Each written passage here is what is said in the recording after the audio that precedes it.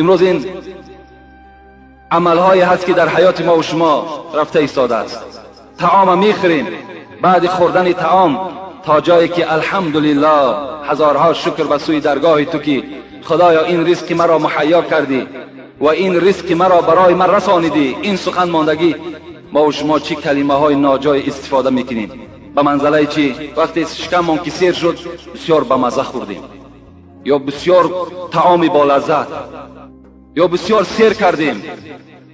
حالا که در جای این باید ما و شما الحمدلله هزارها شکر به سوی تو ای ذات که این طعام رسانی من، رزق رسانی من تو هستی.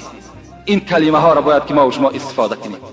کسی که اگر این سخن ها را استفاده میکند، پیغمبر چی گفتند؟ خدا میگوید من ضامن که این بنده را در دنیا رزق روزیش فراوان میکنم، وقتی از دنیا گذشت وارد جنتش میگردانم.